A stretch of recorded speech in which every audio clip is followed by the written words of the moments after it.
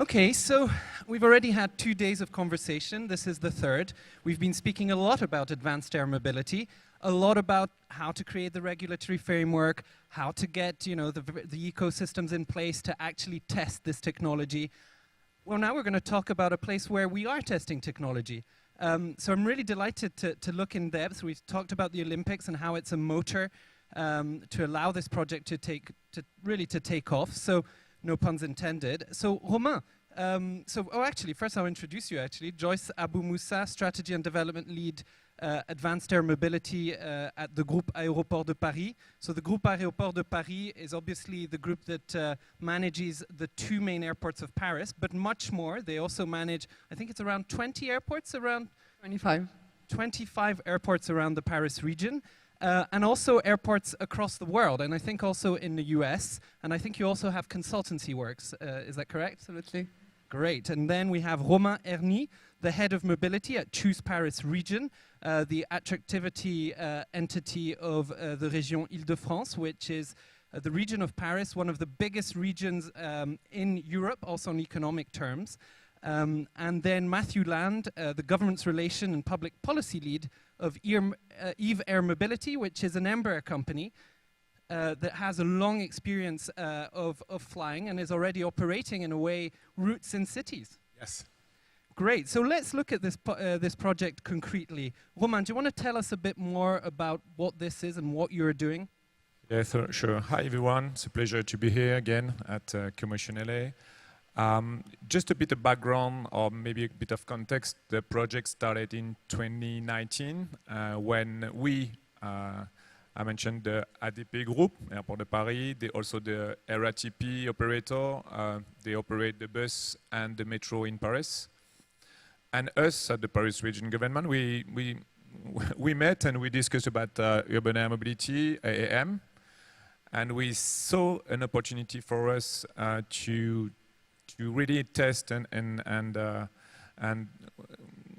find what are the potential for this new technology in the mobility mix, and it was a early stage market. So we decided to team up on a public-private partnership, and we, as Alexandra mentioned before, we launched a call for expression of interest. And we were quite surprised to have a lot of very good, not application because it was not a selection, but more like a possible partners from all over the world. And we selected 30 partners at the beginning. And now we wanted to all gather the same the partners in a room, locked for 1 day, and see what happened when we lock those partners in the same room. So unfortunately, COVID and the pandemic slowed down a bit, but we really make some big progress since 1 year and a half. And I will let Joyce explain where we are now. But it was really, to summarize, it was a really pragmatic approach, really step by step. And we think that we really clearly think that we needed to build the ecosystem because it requires a lot of competencies, a lot of backgrounds, different types of public and private. So that for now it's a very good surprise, and more than that, it's some great achievements. So we can see now up on screen the Paris region. So you see Paris, the city that you all know. Joyce, do you want to take us through this map and explain a bit the roadmap, when this project started, and also the role of ADP? Why is an airport taking such big interest in AAM? Sure, thank you, Tim. I'd like to thank you all, and thank you, Tim, for hosting Group ADP and myself around this roundtable. And I'd like very briefly to just put things into simple terms. We know AAM and advanced air mobility has been the buzzword for the past 5-6 years, and I'd like to simplify it for the people who do not know the concept. So advanced air mobility is very simply looking to explore the potentials of the low altitude airspace. So it's an airspace that goes from 0 to 500 meters. It's the airspace that if you look outside of the window, you'll see. Basically to explore the use cases related to passenger transportation, but not only that, also transporting cargo and medical resources. So that's, in a nutshell, what advanced air mobility is. Now, why we as Groupe ADP, or Paris Airports, we look at advanced air mobility? Because very simply, we're an airport group that looks at innovation, not only on operation innovation and organizational innovation, but also disruptive innovation. And when we started looking in the space of advanced air mobility, and we started looking, many manufacturers around the world develop a new technology, which is the eVTOLs, electrical, vertical takeoff and landing vehicles, to substitute what is today known as helicopter and helicopter operation. We thought that this is a new technology that we needed to integrate in airports, because we are working into decreasing and minimizing our carbon footprint, not only on infrastructure, but also on aerial operations. And this is why we got interested 4 to 5 years ago in looking at this technology and doing our best to bring it to Paris. And this is where, as Romain mentioned, we thought that if we want to make advanced air mobility happen in the Paris region, we as an airport operator, we cannot be the only player in the space. And this is where we started looking at other potential partners in the Paris region. And mainly when we say urban air mobility, it is urban mobility. And then this is where we needed to look at our strategic partner, the urban mobility service provider that runs and operates all the metro lines, but also the buses and all the soft mobility scheme in the Paris region. And we thought, hey, we want to look at this. We want to make it happen in the Paris region. But most importantly, we don't want to make it happen as a service for the rich people. We really want to integrate it in the existing mix of the urban mobility in the Paris region. And they were convinced. They went on board. We then went to look for the institutional support of the Paris region. They were convinced because this, as you heard from Alexandra, it perfectly aligned with their long-term vision on deploying decarbonized mobility service. And this is where we came all together. But then again, we were 3 strategic partners with no industrial partner yet. We launched a call for manifestation of interest in 2018, and we asked the world to come to Paris and bring their technologies to advance this whole industry. And we thought 2024 is a good momentum to bring everybody to showcase their technology. But we were convinced, and as was previously said in the previous panel, we were convinced that the Olympic Games are only a momentum. It's only a period of time where basically all the world will going to be looking at Paris. But we needed to leave a legacy, and we needed to work beyond 2024. And this is basically the map that was shown. If you could go back to the previous slide. This is the Paris region roadmap for 2024, where we are aiming to deploy not a commercial service yet. It's an experimental pre-commercial service of linking the main airports of the Paris region to the city center of Paris via eVTOLs. And this is basically exploring existing helicopter routes, because this is the way we're going to make it happen in a very incremental and progressive approach. And this is the way we're going to onboard the civil aviation authorities, which are on board, and I haven't mentioned this, on board of this roadmap, to link, as you see in front of you, Charles de Gaulle Airport to Le Bourget Airport, which is the first business airport in Europe, and where the media village for the Olympic Games will be, to transport, mainly because this is a question we always hear about, to transport not only avant-gardists, so people who want to test the technology and be the first to test it, but also the journalists that will be moving from Charles de Gaulle to Le Bourget, and then come and link an experimental route, Le Bourget to the Paris center, in a site that is being developed along the Seine, so along the river. And then again, come and test another route, which has a more touristic potential to it, between the Paris heliport, and this is the next slide you've seen, you will be seeing in front of you, linking the Paris heliport. This is the only heliport the city has. We're looking at a city that's pretty much dense, as you see in front of you. This is the only heliport. It's huge. And we are looking at deploying one infrastructure, otherwise known as vertiports, where these eVTOLs will take off and land, and link the city of Paris towards another touristic site, which is around the Versailles Garden and Castle. And maybe tell us just rapidly a bit more about this alliance and who is part of this consortium, because here we see the Volocity of Volocopter. Matthew, with Eve, you've just joined this alliance, so it's a very open consortium from what I see. So maybe Joyce, tell us a bit about the alliance, and Matthew, why did you join, and what was the process, and how are you seeing yourself being involved in it in the years to come to the Olympics? Absolutely, great question. The alliance is pretty much an open one. It means when we launched this call for manifestation of interest and we received the applications, we've selected in 2020 30 partners. And that is across the different bricks that constitutes the advanced air mobility ecosystem, which means we've selected VTOL manufacturers, but also we've selected infrastructure provider, mainly on the electrification.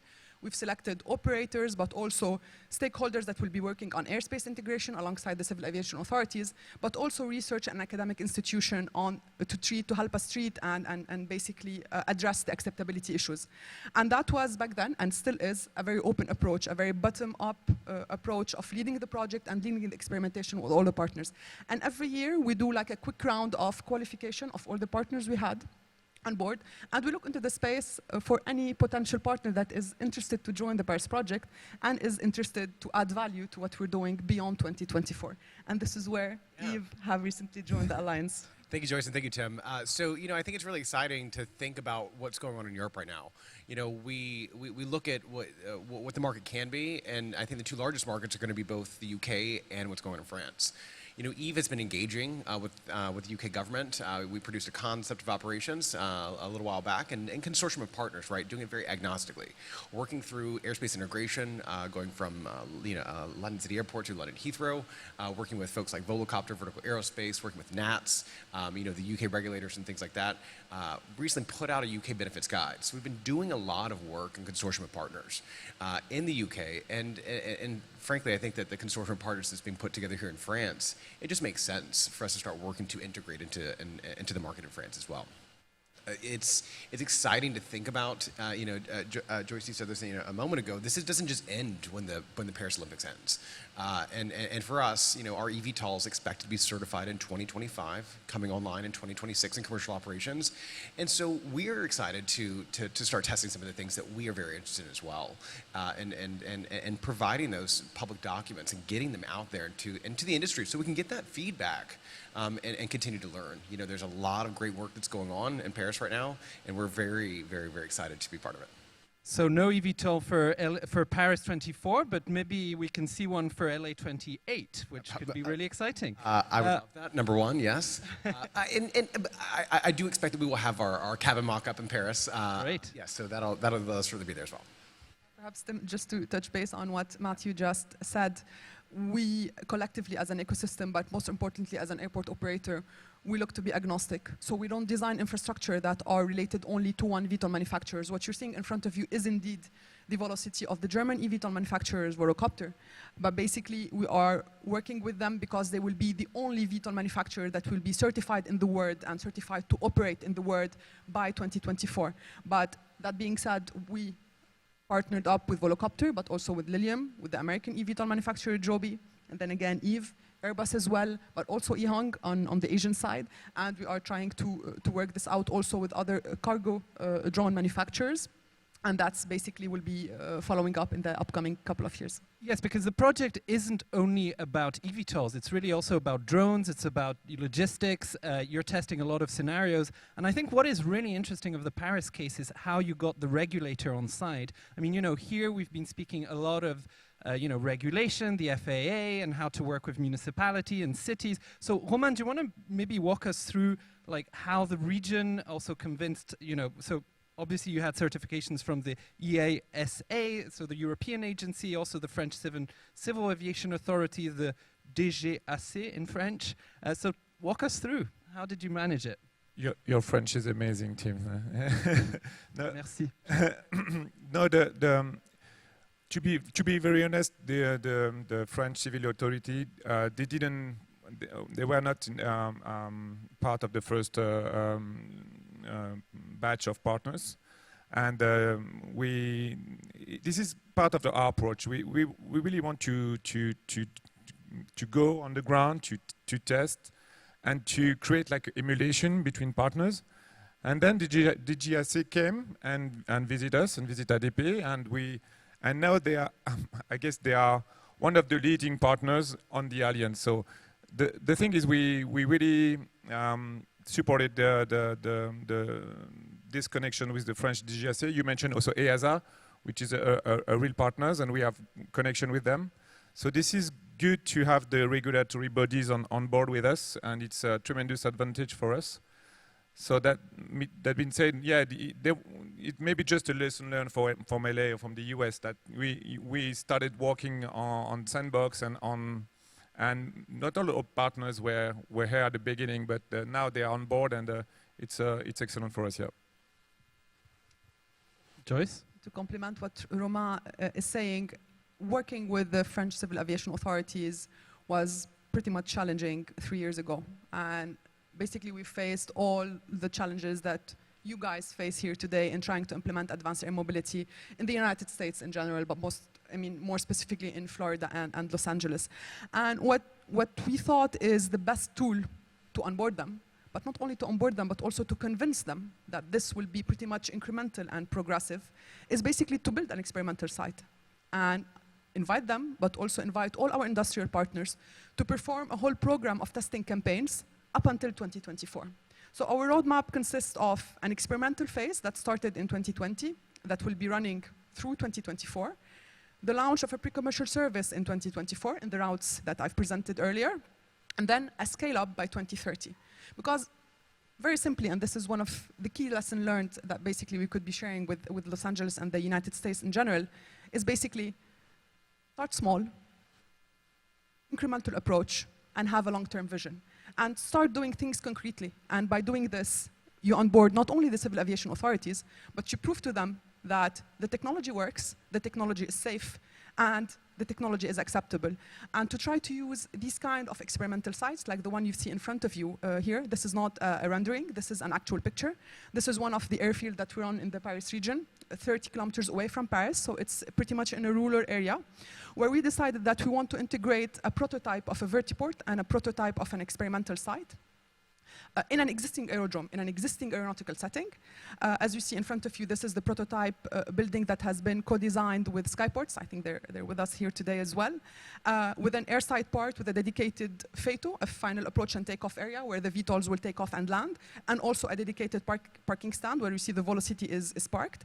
And the objective is test not only airspace integration topics and challenges, but also test all the subjects related to infrastructure modeling, passenger experience, but also acceptability, which means on every single testing campaign we've been running since 2020, and we've run almost 9 to 10 testing campaigns on different topics, we invite mayors, communities, NGOs, deputies, the civil aviation authorities, and other institutional stakeholders from France and from Europe and from the world to come and witness what the technology is capable of, to come and witness how the technology is safe, and how multiples the challenges are that still needed to be addressed in 2024. And this is a tool to basically get the buy-in and onboard the civil aviation authorities, amongst other, of course. Matthew? Yeah, I mean, I think to complement what Joyce is saying, Eve has been engaging in putting on simulations. We did one in Rio de Janeiro last fall, bringing together all those ecosystem partners, but using a traditional helicopter for an airport shuttle use case. We just completed one in Chicago. It ran for 3 weeks during the week, and this time we tested a commuter use case, and really trying to think through what's that passenger journey, the eVTOL journey, the infrastructure challenges that areas like Chicago have. You know, Paris region, like you said, there's only one downtown helipad or heliport, to take off and land from. Chicago has those same challenges, and I think many cities do as well. There might be infrastructure for them to take off and land at, but they might not be publicly available or accessible. And so being able to highlight those infrastructure needs to our government officials and let them know, like, listen, if you want this to actually be a true reality, we have to start investing in this stuff now. Permitting process takes a while, construction takes a while, bringing in the energy infrastructure necessary to recharge the batteries on these electric and hybrid eVTOLs is going to take some time, money and resources from everybody involved, but we're able to learn a lot in doing these simulations and engaging with our partners. Yeah, and maybe just to show you how concrete this is, we have a little video. We'll continue chatting while it plays.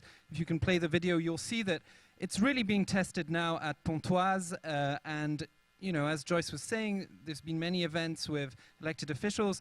Jean-Baptiste Djebari, the former French Minister of Transportation who was here at CoMotion, actually flew. What did he fly, Joyce, at one of the inaugurations? Actually, that's a funny story. That was during one of the experimental campaigns that we were having. We were testing airspace integration topics. So we had a helicopter flying alongside a drone, a cargo drone, but also a VTOL, the one you see in front of you, the Volocopter one. And basically, we've been planning the whole testing campaign, and he decided like 24 hours before the actual D-Day that he wants to onboard the actual helicopter that is doing the testing campaign. He is a pilot. He is a pilot, yes.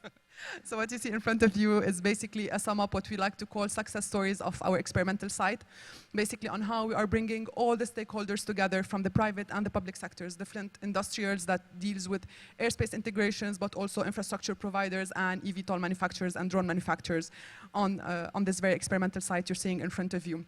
Different testing campaigns are mainly related to noise testing campaigns. We've done this in March 2022, earlier this year. And that noise testing campaign consisted of deploying a set of mics on this experimental site at different heights to test the noise impact of drones and eVTOLs at different height and different speeds. But most importantly, to test them and simulate their noise signature into an existing urban environment and simulate it on the routes I've shared earlier with you. And this is one of the tools we're using also to enhance and address public acceptability challenges as well.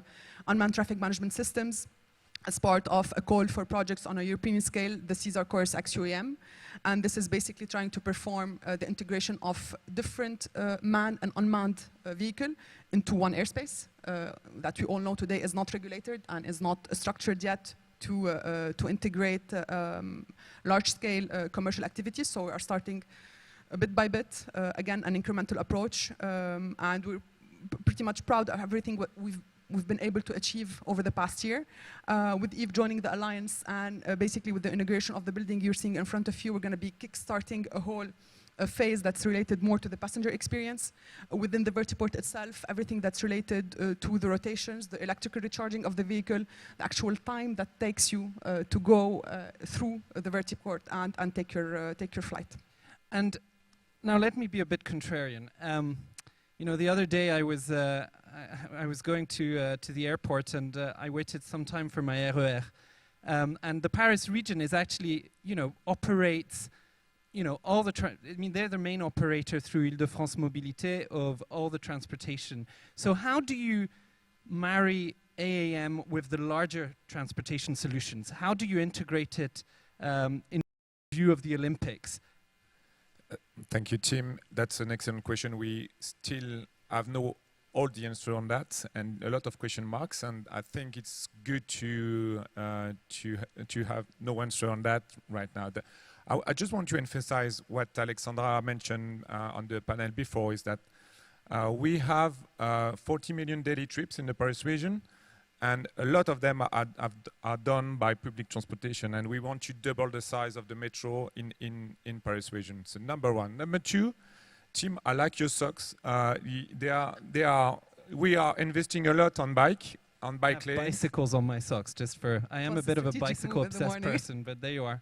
Yeah, so that's we are also investing a lot on bikes and bike lanes. So that's point two, and point three on electric mobility.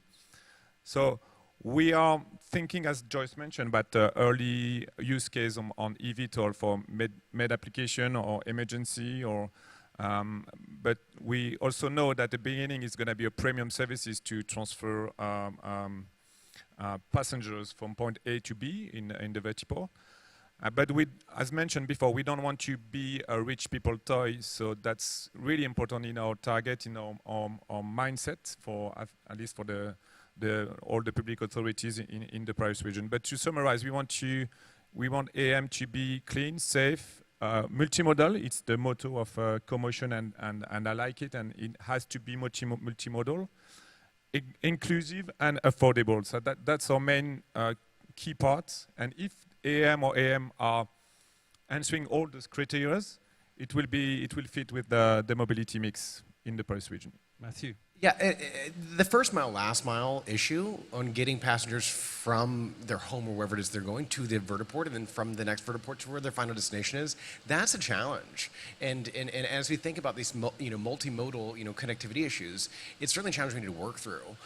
In Chicago, we tried to promote every single way that somebody could get to each one of these nodes on our simulation without having to use a car. But we also said you can also take a car, take a ride share, and there's parking available, and here's where it's at. But it also was able to highlight some of the lack of just infrastructure in some of these smaller suburbs that they just don't have. In the village of Tinley Park, they don't even have sidewalks walking along the streets to go to their helipad that's right there. So it's not safe to bike on the streets. The cars are riding too fast. You can't walk there from the bus stop or from the metro station. So we had to say, listen, your best option is truly to ride share or to drive your own car. And that's not really acceptable when we think about climate change issues and trying to bring down the emissions and what we're trying to accomplish in the industry. It doesn't complement what we're trying to do. So being able to kind of highlight those, not just the infrastructure for this to be enabled, but just the existing infrastructure needs for to truly become a multimodal connected city. Great. So now let me open up to some questions. Do we have any questions in the audience? Yes, we have a question here.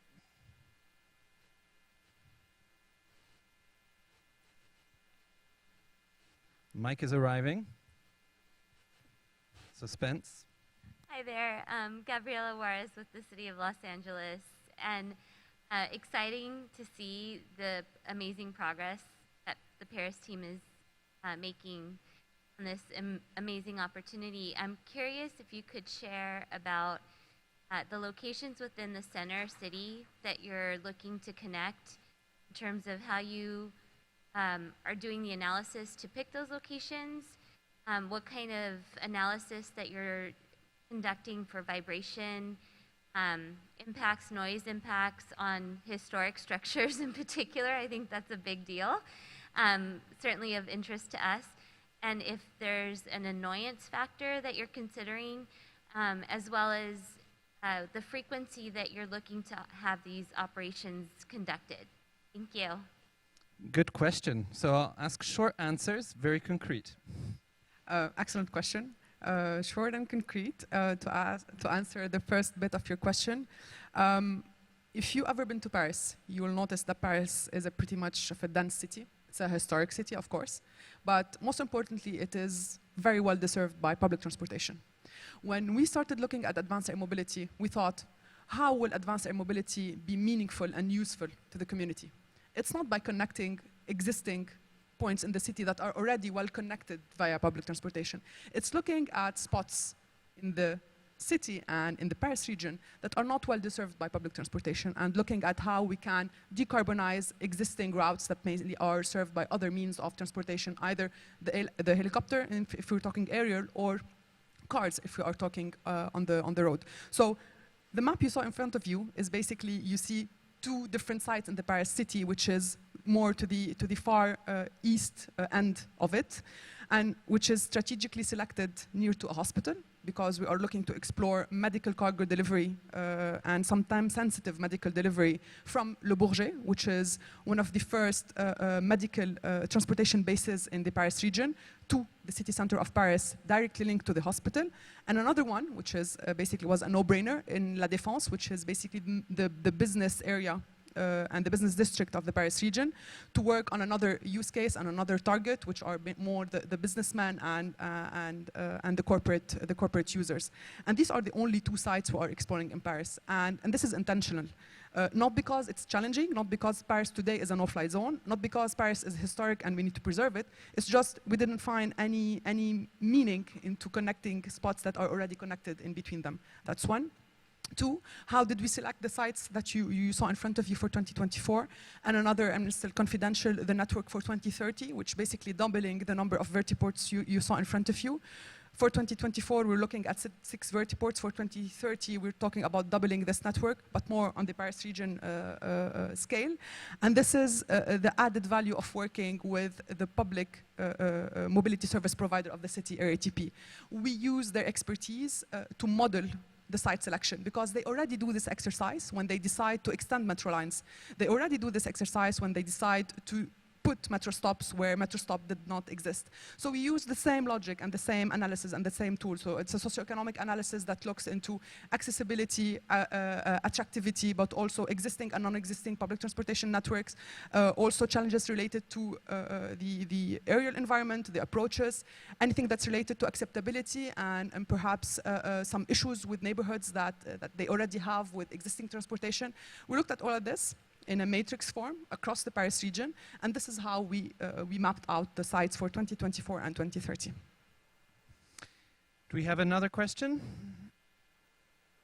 Okay. Thank you. Hi again. Thank you, everybody. Gia Chinchilla here with a new climate. And I had two questions, actually. Alexandra spoke to this previously about the Choose Paris region's importance on measuring public feedback. And I'm curious, first of all, what is current public feedback? As my current understanding, the French or Parisians specifically might be a bit hesitant to some change that could happen in the city. And second of all, how are you currently tracking and measuring the feedback and plans to address any of the concerns? Thank you. Gia goes very often to Paris, so she knows what she's talking about. Romain, Matthew? Yeah, so the feedback is well measured by the local operators and also the public transit authorities. I would say that the metro and we are facing a bus driver shortage in Paris, which makes the mass transit much more complicated in some part of the city. But again, I've heard this. It was yesterday that someone talked that to have the choice. How to move in a city is a privilege, and I think in Paris we have the privilege to use bus, metro, bike, walking, and even in the region where we have well-connected cities. So we are privileged on that. So, but 60% of the Parisians don't own a car, so that's Guilty. Again. I don't own a car. Me too. I don't. You So neither? I use a car when I need it. I can share. So yeah. I don't need one. I live in Paris. I work in Paris. It's fantastic. I go by bike. But anyway, to go back to your point on AM, also to make the link, and it was mentioned earlier, the public acceptance is key, and we need to engage a discussion, because I already mentioned that before. But the AM is it's a science fiction cliche for many of our citizens, and we need to get rid of that and to see the real use case and to the real value of what these eVTOLs can bring to the city. And medical applications are a big part of that. But again, they are also still question mark. We need to answer. Yeah. I don't have anything to add specifically about the Paris region, but I do think that community engagement, community acceptance is extremely important, right? One of the things that we are excited about testing with the entire consortium is trying to figure out that passenger experience at the vertiport and things like that. Trying to get that customer feedback, this future customer feedback, and better understanding it. We did a survey of all the passengers that participated in the Chicago simulation, and we asked them different things like, do you own a car? How often are you commuting to work? How do you get to work?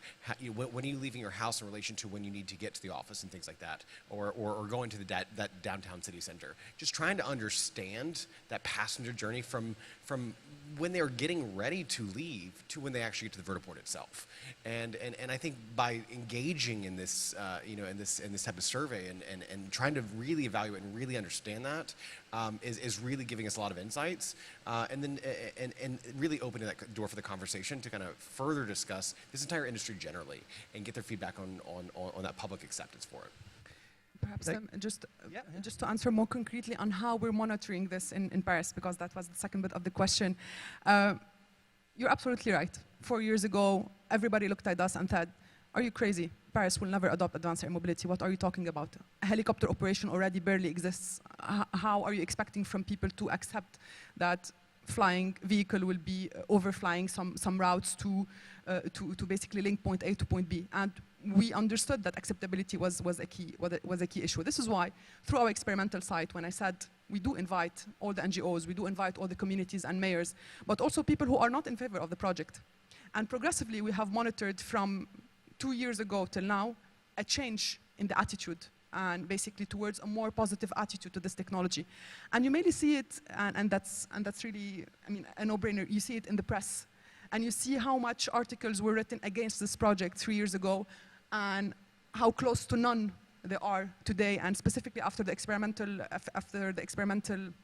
testing campaigns we've had a couple of weeks ago before we came here, zero negative press release, which means that people are progressively understanding what this technology is all about, who the people it will really serve, and how it will be integrated. And for people to get to understand this, you need to engage with them, and you need to have a place to engage with them. And this is what our experimental site is all about. It's not only to test technical, because technical definitely are the main challenges, but also to onboard them and offer them a place to come and ask us questions and tell us what are the things that are worrying them the most. So I see one last question, and then we'll do our little lightning round from me. Thank you. Barbara Brady, a question: you mentioned that you don't want to look at this as a toy for the rich.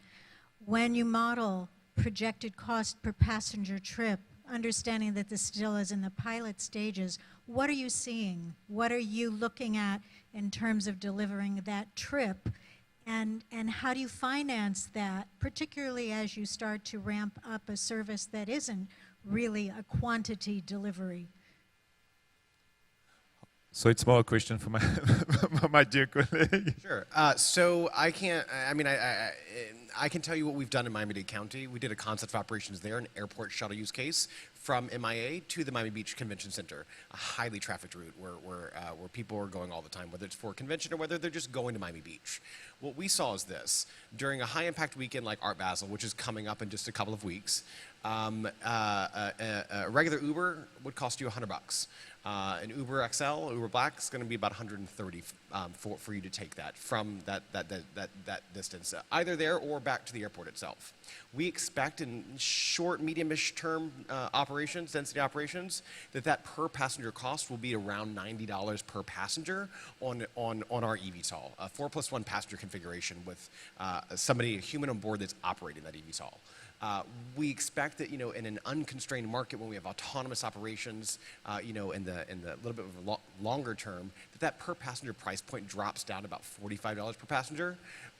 All of this is in our ConOps. It's available on our website. We really, truly try to put this stuff out there and make it public so we can get that feedback from the communities. So again, $100, $130, whatever kind of car you're wanting to take, $90 per passenger, medium-term operations, and then about $45 per passenger. We aren't operating our eVTOL, so it's hard for us to say what exactly it's going to cost. But certainly, we expect the operating cost is going to be lower, much lower than helicopters of the same size.